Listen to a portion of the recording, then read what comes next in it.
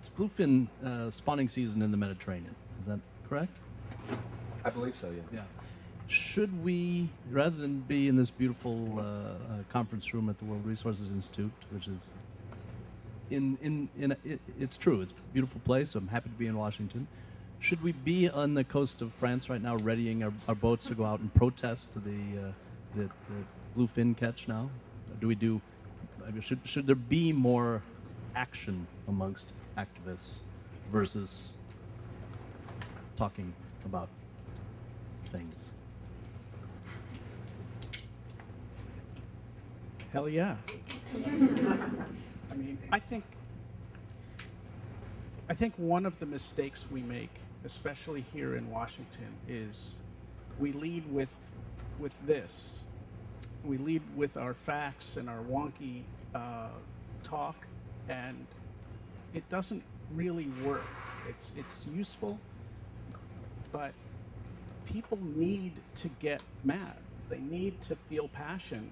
And you know, I was talking the other night about your grandfather, Celine, about the fact that I really can't remember any of the facts that I learned on all those documentaries that I watched. I couldn't remember how long the Amazon is, or how thick the Antarctic ice was, or what the name of that cool fish was.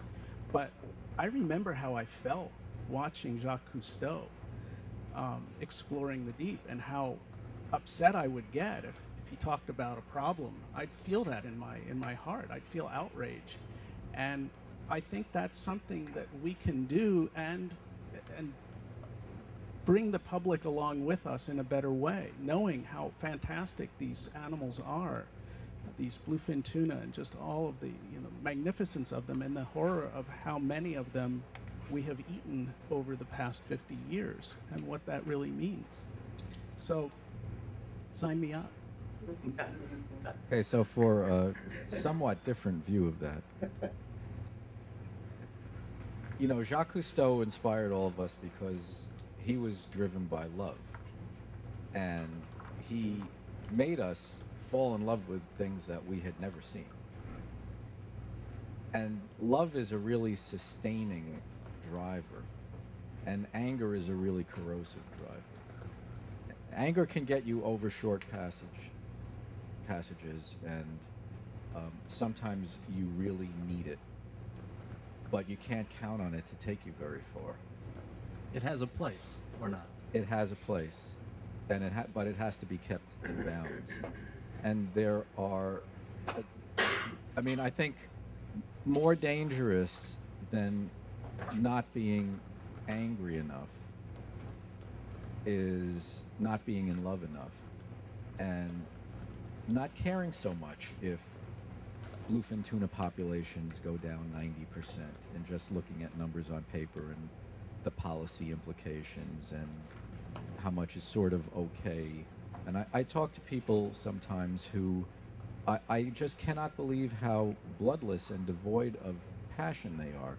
And not because they're not angry enough, but because really because they don't love these things enough to care enough to do the job that they can do on the policy end, or in the State Department, or on people who have influence. There are different things that each of us can do. Some of us are really good at policy. Some of us are really terrible at policy. Some of us are really great field people.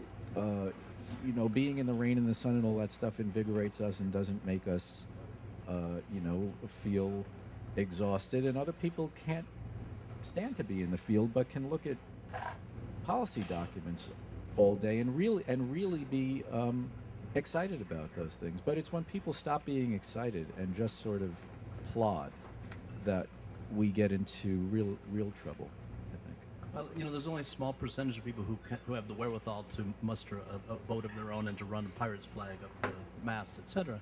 And I know you like I get asked this all the time, which is, what can I do? So say that there are people that blood's still pumping, they're not bloodless, but they're confused, and I know that Carl, the Blue Ocean Institute, focuses on the individual a lot.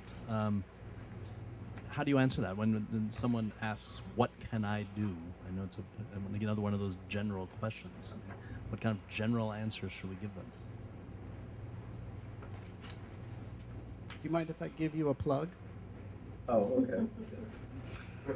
I think there's some, I think one of the most powerful things we can do is ask questions. And a lot of that has to do with what we eat and the kind of fish that we eat, but it's hard to do.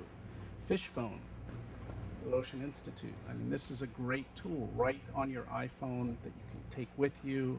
A card, Monterey Bay Aquarium has a card as well. These are wonderful tools. But the problem is, sometimes people that serve you fish don't know what they're even serving you. They certainly don't label it. We used to have a competition at the Ocean Conservancy. There was one of these buffets across the street. There were 2 species of fish, baked fish and fried fish. And we would have competitions to guess what it was. I was at a restaurant that was serving salmon, and I said, is this Atlantic or Pacific salmon? And the waiter disappeared for about 10 minutes into the kitchen talking to the chef. Came back, he goes, I'm sorry, sir, the chef has no idea, but he says it's delicious.